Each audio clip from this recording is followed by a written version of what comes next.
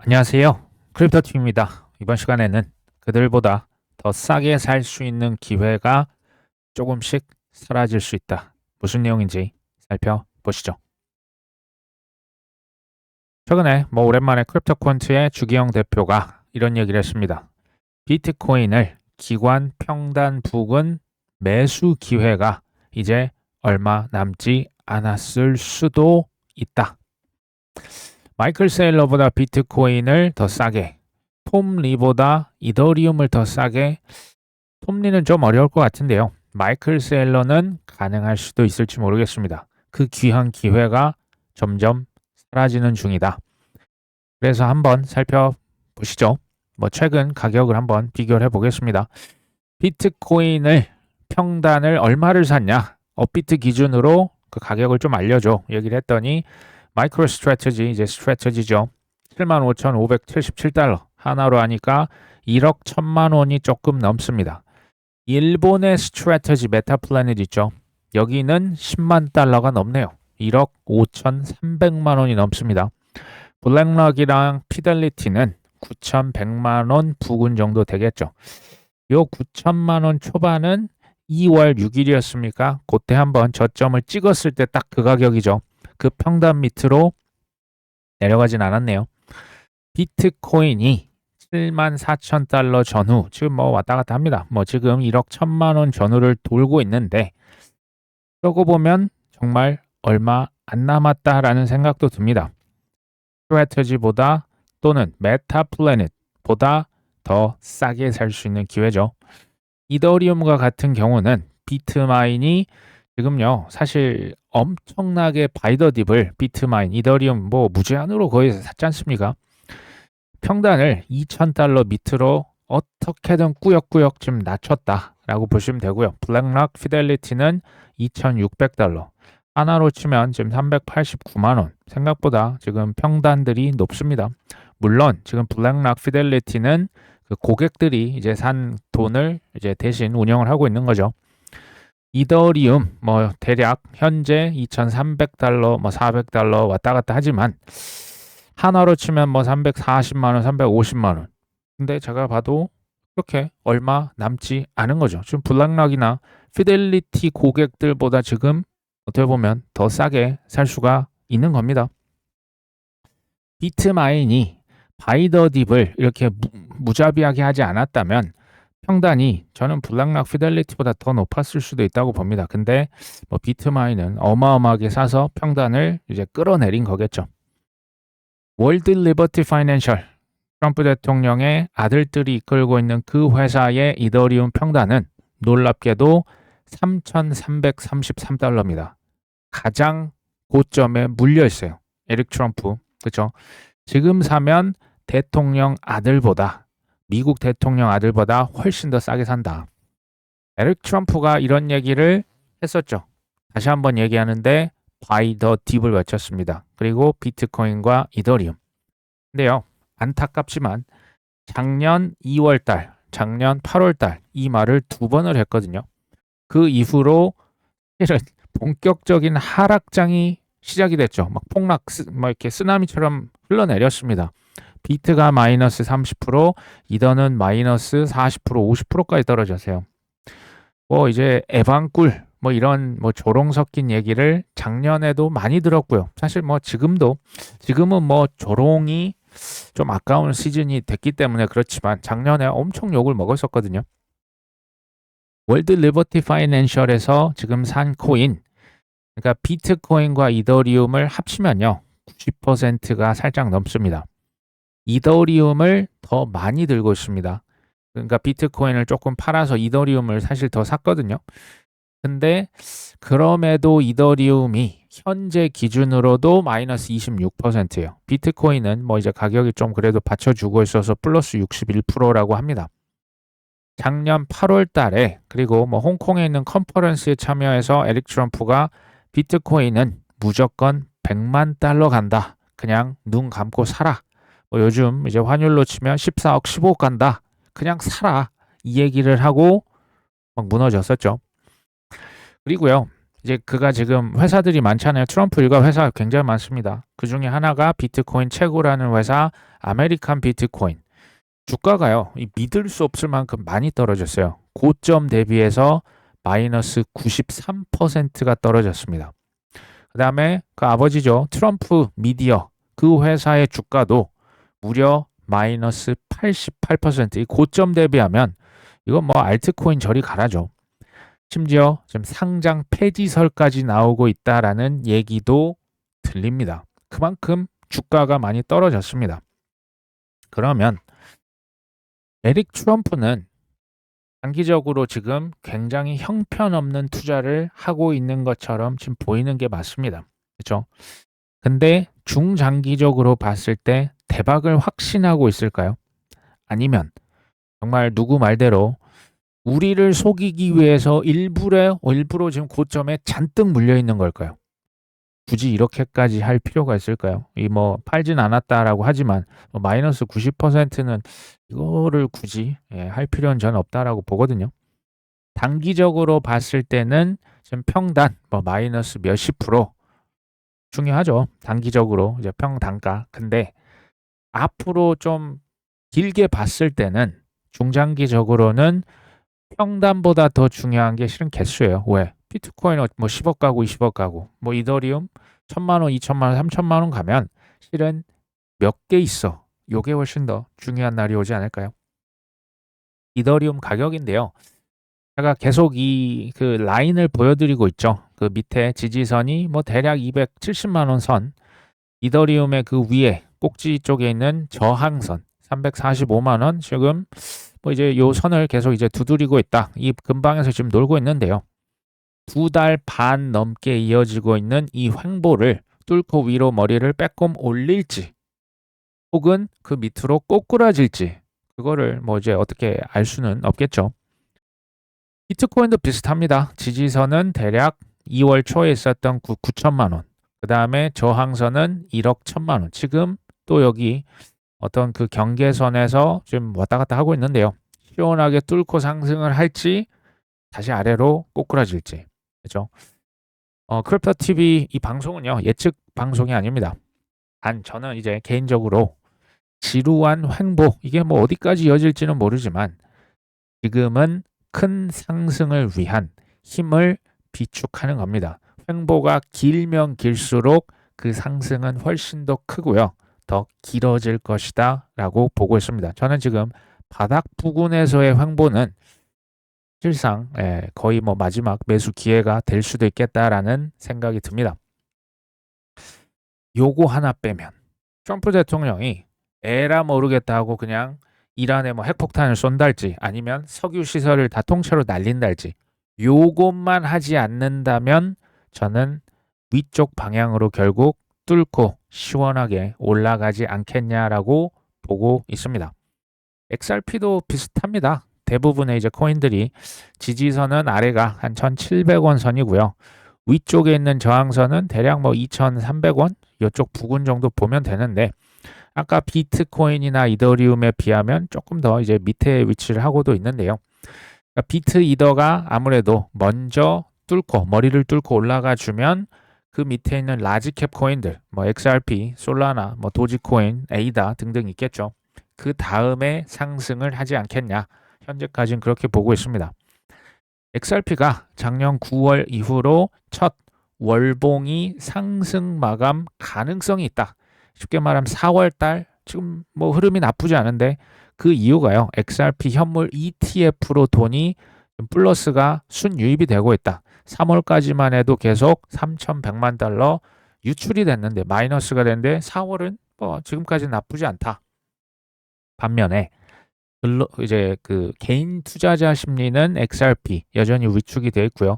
부정적 심리는 최근 뭐 2년 내에는 세 번째로 높다. 그러니까 퍼드 심리가 되게 높다.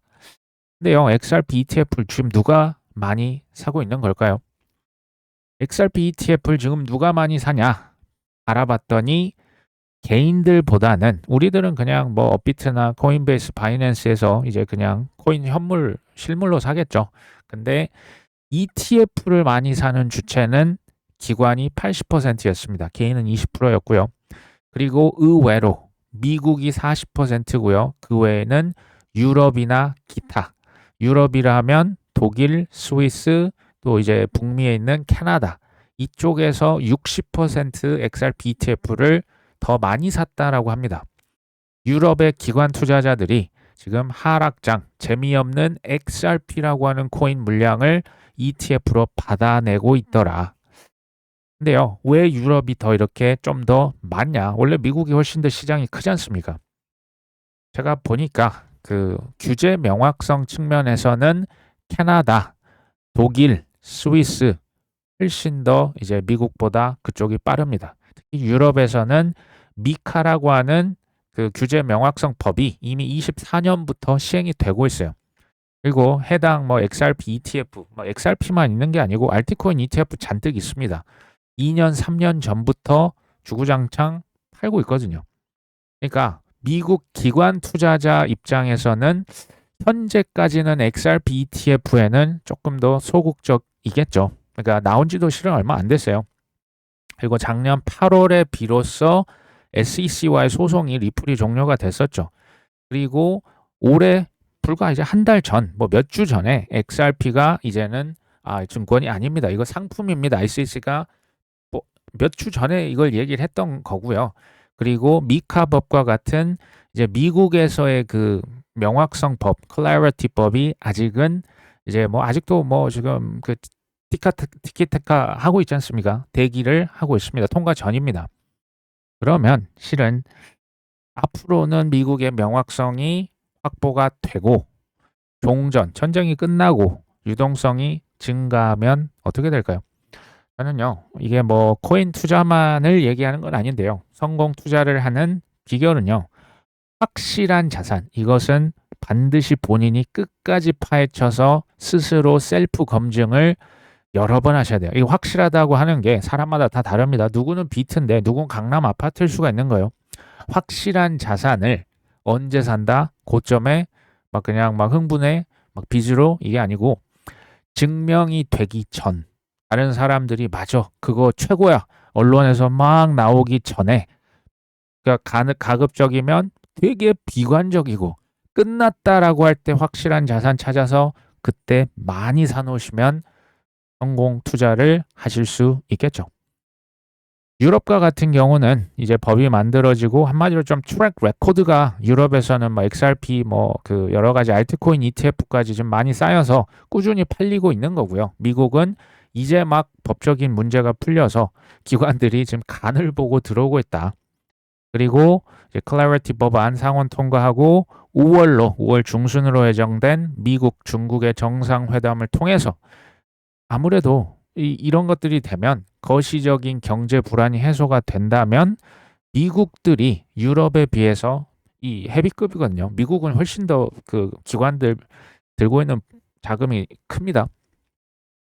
5월에 정상회담 미중 제가 볼 때 지금 미국과 중국이요 좀 기싸움을 보이지 않는 물밑 싸움을 하고 있다라고 생각이 돼요. 미국은 중국의 어떻게 보면 이게 그 약점이 될 수도 있겠죠. 왜? 중국은 산유국이 아니거든요. 석유 라인을 계속 이제 건들고 있어요. 미국이. 베네수엘라, 이란. 그렇죠? 중국 입장에서는 히토류를 여전히 절대 다수 독식을 하고 있어요. 그러니까 서로의 약점을 미국과 중국이 정상회담 하기 전에 건드리고 있는 거예요. 왜? 그래야 상대방이랑 뭐 대화가 될 거 아닙니까? 서로 아쉬운 게 있고 약점을 서로 공격하면서 어느 정도의 저는 결국 타협을 이뤄낼 것이다. 정상회담 아닙니까? 정상이 만나는데 머리채 잡고 싸울 수는 없겠죠. 유동성과 명확성. 이게요. 저는 이게 뭐 if가 아니고 진짜 언제 들어올 것이냐의 실은 그 관건인데 그냥 넉넉하게 뭐 4월달, 5월달 뭐 오면 좋은 건데 저는 이제 기본적으로는 하반기 세팅을 보고 있습니다. 그때 이제 많이 오를 것이다. 근데 그때가 도래한다면 미국에 있는 기관 투자자들, 큰 손들은 어떤 코인을 많이 살까요? 계속 얘기 드렸지만 ETF가 이미 들어가 있고 시가총액이 큰 비트코인 먼저 그 다음에 이더리움을 저는 살 것이라고 봅니다. 그러면 그 나중에 그 나머지 코인들은 살 수 있는데요. 내려갈수록 더 적게 살 것이라고 저는 생각을 해요. 그러니까 시총이 큰 순으로 자금이 들어오고요. ETF가 있냐 없냐, 나중에 언제 나올 겁니다. 그러면 이 기관들은 ETF가 아니면 아예 좀 거들떠보지 않는 경향도 좀 있어요. 이제 아주 리스크 테이킹 하는 VC랄지 뭡니까? 그 헤지 펀드 이런 게 아닌 이상은 ETF가 있는 것을 여러모로 선호를 한다. 그 다음에 지수에 들어간 ETF, 그것도 아니면 각 섹터별 대장주, 그것도 아니면 미드캡, 스몰캡. 미드캡, 스몰캡까지 기회가 있을진 모르겠어요. 미드캡, 스몰캡은 이제 보통은 개인 투자자들이 선호하는 경향이 있지만 앞으로는 미국의 기관들이 저는 먼저 주도를 할 거라고 여전히 보고 있습니다. 요약하면 4대 천왕, 비트, 이더, XRP, 솔라나 요 순서대로 지금 최근 몇 개월간, 길게 보면 1년, 2년간 개수를 꾸준히 늘렸다. 저는요, 지금은 이게 드러나지 않을 거예요. 잘. 근데 지나고 나면 아주 크게 웃을 것이라고 생각을 합니다. 골드만삭스가 비트코인 ETF를 지금 뭔가 자료를 냈습니다. 이거 팔겠다라고 하는 건데요. 이름이 조금 재밌죠. 비트코인 프리미엄 인컴 ETF. 인컴은 이제 그 배당처럼 받을 수 있는 수입, 그러니까 패시브한 인컴을 주겠다. 해당 ETF는 비트코인을 직접 매수하지 않는다. 대신 현물 비트코인 ETF와 관련 옵션과 관련 지수 상품에 간접 투자를 한다. 비트코인 ETF 콜옵션을 팔아서 프리미엄 수익을 확보하는 구조로 비트가 하락하거나 횡보하거나 완만하게 상승하는 구간에서 현물 투자 대비 우수한 성과를 거둔다. 쉽게 얘기하면 가격이 재미없을 때, 소폭 상승 하락, 그러니까 재미없는 박스권에 이렇게 갇혀있을 때 있죠. 요럴 때 월 말에 따박따박 배당금 받고 싶으신 분은 요거 사시면 됩니다라고 하는 거예요. 비트를 믿긴 믿는데 조금 직접 들고 있자니 좀 불안하고, 근데 월 따박따박 배당을 준다니까 그러면 저거 사면 됩니다. 골드만삭스가 지금 만들어 놓은 거.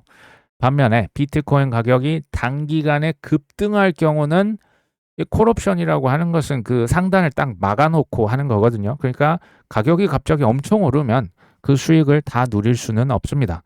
가격이 너무 떨어져도 이제 당연히 손실을 볼 수 있습니다. 그러니까 직접적인 시세 차익보다 변동성을 활용한, 이제 한마디로 배당 받으실 분, 이런 거요.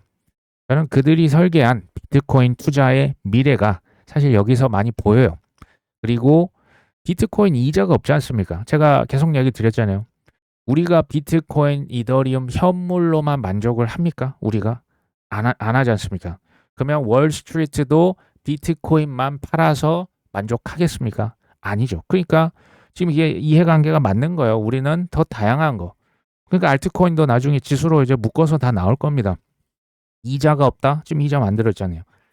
제가 보니까 비트코인으로는 지금 이제 단기의 인생 역전은 저는 없다라고 봅니다. 이거는 거의 불가능해요. 그러니까 초기 시드가 100억 있다. 이런 게 아닌 이상은. 두 번째로 비트코인 그럼 어떻게 되냐? 연평균 수익률이라고 하는 게 대충 앞으로 이제 10년, 20년, 30년 봤을 때 연평균 20%, 25%를 꾸준히 가져갈 수 있는 거예요. 이거는 근데 진짜 20%씩 올라가는 게 아니고요. 저기 200% 올랐다가 마이너스 50% 됐다가 플러스 70% 됐다가 또 마이너스 40%. 근데 평균을 얘기하는 겁니다. 그냥 대충 말씀을 드리면 S&P 500 지수 연평균 대략 10% 정도 되거든요. 그거의 한 2배 정도로 꾸준히 우상향할 수 있게 좀 세팅이 됐다라고 저는 생각을 합니다. 장기 우상향할 것이라고 하는 믿음, S&P 500 지수 보십시오. 꾸준히 올라가지 않습니까? 차트 보시면 요거 이제 밑에 깔아놓고 그 다음에 혹시 배당금 필요하신 분, 월세 받고 싶으신 분, 요게 이제 커버드 콜 ETF라 보시면 돼요. 골드만삭스, JP 모건도 이런 거 좋아하는 거예요. 저기 스트래터지도 STRC 나왔지 않습니까? 단 가격이 너무 빨리 오르거나 너무 떨어지면 상대적으로 불리할 수가 있습니다. 그리고 지금 스트래터지도 지금 STRC 이거요, 불티나게 팔리고 있어요. STRC 계속 얘기를 드리고 있죠. 이게 고수익 저변동 우선주. 이거 너무 자극적인 거 아닙니까? 수익은 높은데 변동성은 작다. 우선주를 기반으로 근데 이걸 자꾸 회사들이 엄청 산대요. STRC는 이거 비트코인 매입 자금을 조달하기 위해 발행한 증권입니다. 뭐 하이브리드 주식 겸 채권의 이제 그 성격도 있는데 어쨌든 연 배당을 몇 프로 주냐? 11.5%를 줍니다. 여기서 이제 팔린 자금으로 비트코인 사는 거예요. 지금 하루에 뭐 2조 원 이상이 좀 이제 불티나게 팔려 나간다. 비트코인을 보니까 이제 음식점으로 비유를 해보면 5스타 호텔 아니면 미슐린 음식점의 최고급 원재료입니다. 레스토랑에서 원재료가 엄청나게 좋으면 그거 가지고 튀겨 먹고 쪄서 먹고 생으로도 먹고 데쳐서 먹고 무쳐도 먹고 그럴 수 있지 않습니까? 이거 뭐 생선이라고 생각해 보시면 그렇게 해서 팔겠죠. 근데요, 이 먹고를 팔다로 그냥 바꿔보십시오. 비트코인을 튀겨서 팔고 쪄서 팔고 생으로 팔고 데쳐서 팔고 무쳐서 팔고 느낌 오십니까? 이게 월가의 앞으로 100년 이상의 먹거리입니다. STRC 심지어 이것을 토큰화 시켜요. 토큰화 시켜서 이것을 팬들이라고 하는 디파이 플랫폼에서 또 이걸 또 팔고 있어요. 기가 막힌 거예요. 비트코인이 원재료죠. 그럼 이것을 기반으로 파생 상품을 만듭니다. 그 파생 상품의 파생 상품, 그것의 파생 상품. 그럼 뭐 이제 파생 상품의 숫자가 무제한입니다. 찍어내면 그냥 무제한이죠. 이거를 사고 팔고 수탁하고 이자 받고 대출해주고 토큰화해서 주고받으면 이거 다 수수료 장사 아닙니까? 느낌 오시죠? 마지막으로는 제가 그 케빈 워시 그리고 스콧 베센트 얘기를 좀 드려보려고 하는데요. 드러큰 밀러 아시죠? 뭐 이 사람 뭐 저희 오후 제 동생 얘기를 자주 드렸는데 케빈 워시랑 이 스콧 베센트가 보니까 미국 경제의 가장 중요한 수장을 지금 한 명씩 꿰찬 거죠. 기대감이 매우 크다. 근데요, 보통은 이게 이런 경우가 많았어요. 그러니까 재무부랑 미 연준이 보통은 싸워요. 그러니까 잘 안 맞아요. 재무부는 그러니까 뭐 돈을 풀고 싶은데 연준은 쪼이고 아니면 그 반대로 하거나 서로 그 정책들이 이제 이렇게 충돌하는 경우가 많은데 이 둘은 투자 철학을 공유하고 있고요. 투자 철학이라 하면 여기서 데이터 기반 실용주의, 데이터 보고 한마디로 유연하다는 거예요. 그 다음에 AI 생산성, 이거 굉장히 중시합니다. 그리고 금리 인하를 최근 일입니다. 스콧 베센트 재무장관이 공개적으로 케빈 워시가 차기 연준을 이끌면서 금리 조정을 주도하는 것이 합당하다. 금리 조정이 뭘까요? 이 금리 인하 얘기하는 겁니다. 드러큰 밀러를 이제 그 아빠라고 하면요. 케빈 워시랑 베센트는 굉장히 그 친한 아들들 그러면서 서로 굉장히 돈독한 우애가 돈독한 형제라 보시면 돼요. 그 정도로 친한 사람이에요. 아마 스콧 베센트가 케빈 워시를 아마 추천을 했다라고 저는 생각을 하는 겁니다. 두 사람이 친밀한 관계인 만큼 다음과 같은 원팀, 하나의 팀으로서의 행보가 예상이 된다. 기술 혁신을 주도할 것이다. 둘 다 AI예요. AI 가져올 생산성 향상이 인플레이션을 막을 것이다. 금리를 인상해서 물가를 칵찍으로 수요를 막아서 그 인플레를 막겠다가 아닌 거예요. 이게 실은 엄청난 힌트예요. 이미 다 나왔지 않습니까? AI를 통해서 생산 비용을 정말 획기적으로 낮출 수가 있는 거예요. 나중에 가면 이제 사람도 안 뽑지 않습니까? 뭐 전기세 왜 뭐가 들겠습니까? 뭐 AI가 이렇게 생산성을 확 늘려버리면 결국에 물가는 낮아질 것이다. 그렇게 되면 이게 시간은 걸립니다. 인플레이션 걱정 없이 금리를 선제 인하해야 된다. 왜? 생산성 나오려면 기업이 투자할 수 있게 화끈하게 모르겠지만 선제적인 금리 인하를 가져가야 된다. 다만 트럼프 대통령, 스콧 베센트, 지금 이 누굽니까? 케빈 워시 다 똑같은 얘기야. 단기적으로는 충격이 있다 없다 있을 수 있다는 얘기예요. 투자자로서 이거를 감수해야 된다. 전쟁 또 나올 수 있다. 그 다음에 뭔가 갈등 또 나올 수 있다. 이해되시죠? 비트코인을 전략적으로 활용하겠다. 이게 제가 계속 얘기를 드리지만 미 연준과 재무부가요. 하반기 어느 시점에 저는 뭔가 협약을 맺을 거예요. 스콧 베센트랑 케빈 워시가 협약을 맺어서 지금 저 포트녹스 금고에 있는 금 재평가 하겠다. 지금 이 얘기 예전부터 나왔잖아요. 이거를 해서 금을 팔지도 않고 그냥 금을 재평가하면 지금 시세가 뭐 100배가 훌쩍 넘지 않습니까? 그것을 그냥 돈 찍어서 여기 스콧 벤센트 재무부 그 TJ 계좌로 그 돈 차액만큼 왜 시세가 올라갔으니까 그 금을 차액만큼 찍어내면 그게 1조 달러가 훌쩍 넘어요.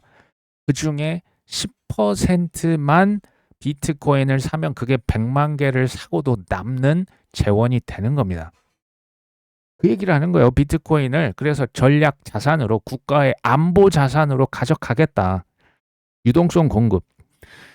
이게 드렁큰 밀러는 이분이 굉장히 보통 분이 아니지 않습니까?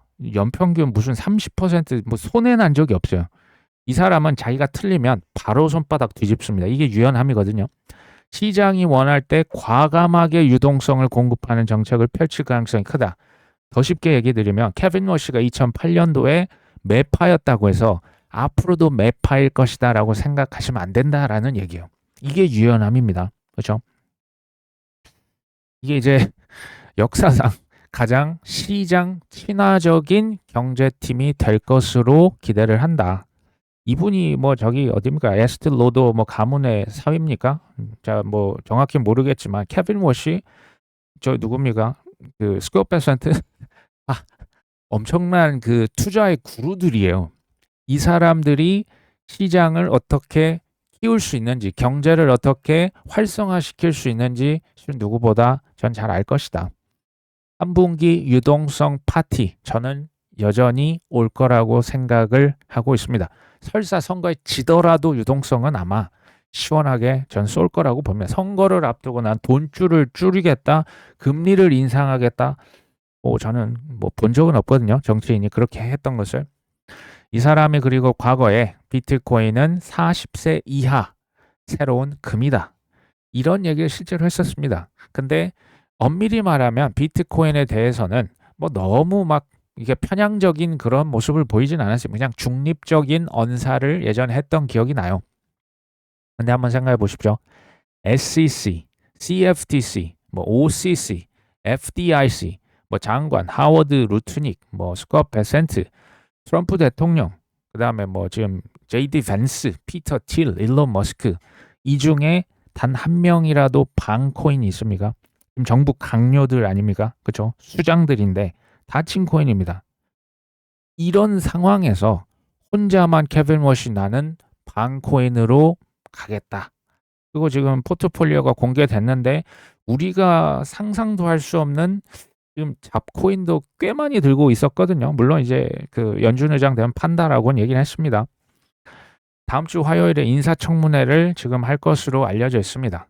제 생각에는 아마 친코인, 친 AI, 친 정부, 미국 정부를 의미하죠. 아마 그렇게 이게 가져가면서 3분기, 4분기를 맞이하지 않을까라는 생각을 하고 있습니다. 지금 긴가민가 하는 것 같아요. 근데 그러면 이제 상승에 뭔가 트리거가 나올 수 있겠죠. 여러 가지가 있습니다. 종전 기대감, 그렇죠? 연준 의장이 금리를 인하할 것이라는 기대감, 법이 통과될 것이라고 하는 기대감, 선거가 되고 감세를 시키고 오빠 법안이 이제 하반기에 또 금융 무슨 은행 대출이 늘어날 거라고 하는 기대감들 또는 저는 저것들이 동시에 한꺼번에 터질 수도 있다라고 생각은 하거든요. 이 중에서 제일 중요한 거 우선순위 딱 하나만 골라라. 그러면 개인적으로는 일단 전쟁부터 끝내야 됩니다. 왜? 물가가요. 어느 정도 높은 것은 용인하지만 유가가 100달러, 120달러, 150달러 요거는 제가 볼 때는 좀 어렵습니다. 그러니까 종전이 먼저 되고 유가가 그렇다고 해서 이전 뭐 60달러, 배럴당 60달러 그건 제가 볼 때 어려울 것 같아요. 근데 어찌 됐건 100달러에서 90달러, 80달러 이런 느낌으로 좀 낮아지는 경향이 일단은 보여야 된다. 그리고 사실 투자뿐만이 아니고요. 이제 앞으로 뭐 AI다. 지금 세계 질서가 그간 80년간 제패했던 미국 단일 국가, 단일 패권이 지금 조금 균열이 가고 있거든요. 지금 이런 혼란스러운 세상에서는 사실 누가 빨리 적응하냐에 저는 이게 관건이라 생각하거든요. 투자도 마찬가지로 기존의 방식으로 보시면 안 돼요. 뭐 예전에 부동산이 올랐으니까 앞으로도 부동산이 짱이다. 저는 위험할 수 있다라고 봅니다. 근데 중요한 것은 지금 당장 내 눈앞에 증명이 됐습니까? 비트코인, 이더리움 뭐 증명이 어느 정도 뭐 안 됐다라고 보기는 어렵죠. 근데 알트코인들 증명 거의 뭐 안 된 거 아닙니까? 하나하나씩 증명이 되기 전에 저는 포지션을 구축을 그러니까 먼저 가서 깔고 앉아 있어야 된다. 그 포지션 난 이제 구축 완료 다 했다. 난 더 이상 살 돈도 없다.